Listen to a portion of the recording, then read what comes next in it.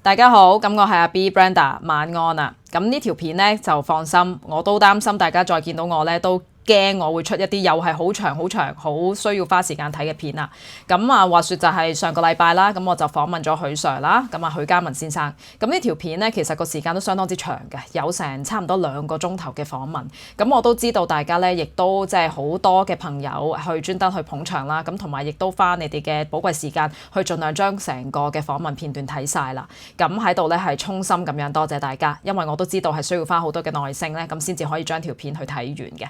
咁今日呢條片呢，我放心我唔會好長，但係我覺得係重要嘅，我係必須要喺呢度呢，就拍一條片去講一講即係一啲後續嘅跟進。咁因為都發生咗一啲呢，即係對我嚟講都幾大衝擊嘅事啊，咁所以我就即係想今日呢，就同大家去講解一下呢個後續嘅事情。咁亦都要講清楚究竟我做呢條片即係嗰個嘅訪問嗰條片嘅原因係乜嘢。咁上一條片可能太長，大家未必睇到，所以我今日呢，就要喺度濃縮咁去講其實我做呢條片嘅目的係乜嘢啦。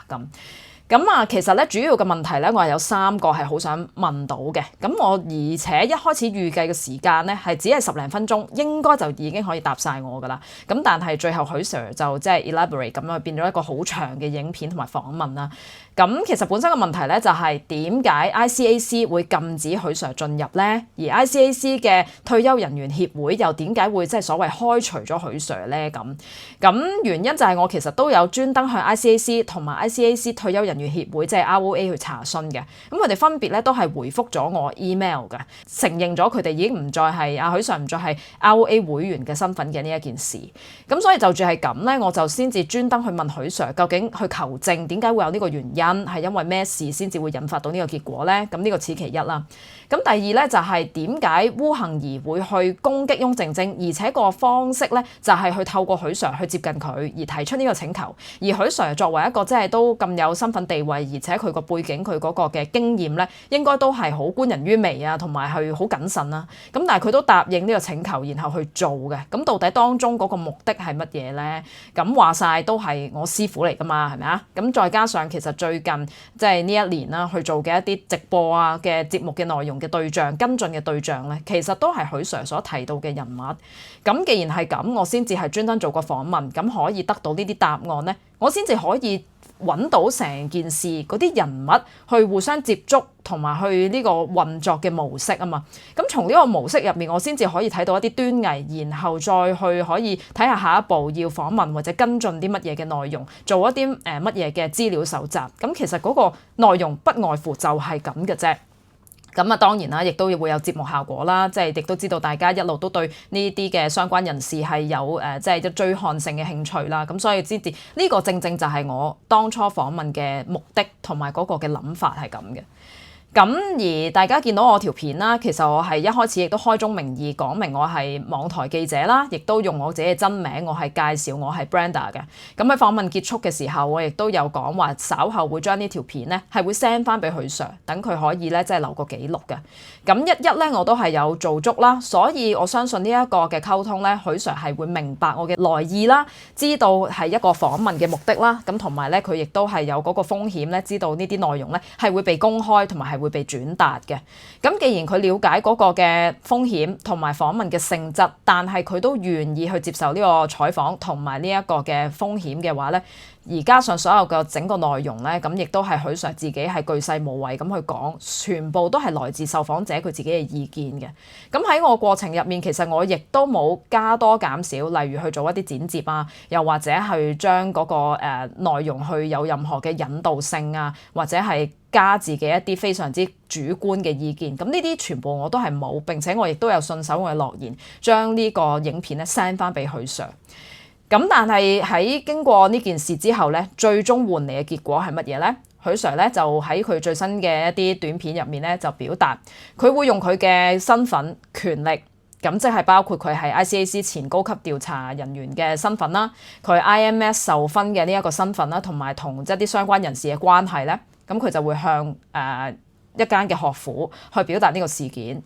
咁佢嗰個目的咧就係想我受到學校嘅懲罰，甚至係被開除嘅咁。咁坦白講啦，咁喺我呢個年紀去再做進修咧，其實對於我嚟講係一件好唔容易同埋一個都幾大嘅時間投資嚟㗎。咁喺未來如果有能力可以一路讀上去呢，其實即係望緊未來嘅5至7年，我都係要喺學校度度過，係一個好漫長嘅路。咁我亦都大家有眼見嘅，我好認真咁樣讀啦，花好多時間啦，我甚至都唔拍 YouTube 啦。咁好多努力啦，咁去讀。並唔係諗住求求其其咁樣利用一啲人事嘅關係，我係邊個介紹我，咁然之後就去度過虛度呢幾年，咁然之後再靠關係走後門去入行，求求其其咁樣。咁相信大家都見到我嘅熱誠同埋認真努力嘅。所以如果你問我，因為今次嘅訪問而一啲後果呢，我願意承擔嘅，即係我做得一啲訪問，我都知道會有，即係一定會有一啲後果係可以預見，我亦都願意承擔。咁但係如果係因為個訪問出嚟嘅，即係大家對件事嘅觀感，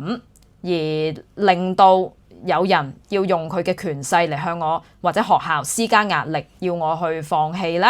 咁我只能夠講，我真係覺得好無奈、好感嘆、唔開心，而最重要係覺得非常之唔公平啦。咁畢竟對方呢，無論喺我年紀啦、勢力啦或者係地位呢，都比我高同埋大嘅。咁我哋嘅地位或者係議價能力呢，其實係完全唔對等嘅。咁如果係因為即係成個對話內容其實都係由許 Sir 自己把口去提供，咁道理上呢啲全部嘅説話許 Sir 自己講，都係許 Sir 自己本人想表達嘅意見啦。咁如果係因為嗰個出嚟大家個留言或者個結果或者個觀感未如佢所願，而最後要將嗰個責任同埋要承受嘅嘢呢，就轉移到去我嘅學業方面，要我去受學校嘅懲罰呢，咁我認為就真係好唔公道啦。咁另一方面呢，其實成個大家都見到個訪問呢，都係我有表明我嘅立場。再一次講，冇引導性，所有資料係由受訪者提供。咁而對方明白今次係個訪問嚟嘅，係會被公開嘅。咁但係點解所有佢自己把口講出嚟嘅説話，最終要用呢一種極端嘅手法去阻止呢個訪問呢？咁有啲咩內容上其實係許 Sir 好唔願意去公開呢？咁呢個即係我都有一個疑問，同埋亦都邀請大家幫手去諗一諗，到底許 Sir 有啲咩係講完但係又想收翻啊？嗱，咁今日咧我就喺度即係講到嚟呢度啦。咁其實稍後咧我會再做嘅片咧，咁都需要一啲時間。咁喺較早前我已經做咗一大部分嘅資料搜集，咁喺國內查冊到一啲好即係重要嘅資料，同埋一啲案件嘅內容。咁稍後亦都會去做分享嘅。咁係即係可能坊間有一啲對於早前嘅資料搜集係有質疑，咁所以我就專登花咗一啲嘅人力物力咧，就專登去到國內咁去做一啲查冊，咁係有一個即係都幾驚人嘅發現嘅，咁所以呢個就俾啲時間我稍後再去整理同埋去發布啦。咁喺最後咧，我亦都藉此希望所有嘅受訪者同埋訪問人，即係所謂記者嘅身份，傳媒朋友咧，咁去特別都即係再去留意啦，特別係受訪者啦。其實我哋都應該要留意自己嘅權利同埋義務嘅，即係相信如果你係喺一個訪問入面了解成個訪問嘅性質，咁你亦都知道個風險嘅話咧，如果有一啲説話你有猶疑咧，係唔應該接受訪問，又或者係只係將自己能夠講嘅説話去講出去。咁因為你如果一個訪問發布咗之後咧，想去改變或者收回自己嘅説話咧，其實可以話係唔可能嘅。咁但係如果用一啲極端嘅方法試圖去制止嘅話咧，咁唔單止唔會能夠成功啦，而且成個咁樣嘅做法咧，真係非常之有欠公允嘅。咁而作為傳媒嘅身份啦，咁當然除咗亦都要了解嗰個風險、承擔嗰個結果之外咧，咁亦都好希望大家咧可以明白喺搜集資料啦、用心去做採訪啦、查冊啦、分析資料嘅頻道咧，其實都好即係需要大家嘅支持。所以今日呢條片就講到呢度啦，即係希望大家會支持同埋喜歡我嘅頻道，俾個 like 我 subscribe 我嘅 channel， 亦都可以 follow 我嘅社交網站平台嘅。咁我哋嚟緊咧就要等我嘅一啲查冊嘅結果同資料，咁稍後就會再同大家分享啦。講到呢度，下次再見啦。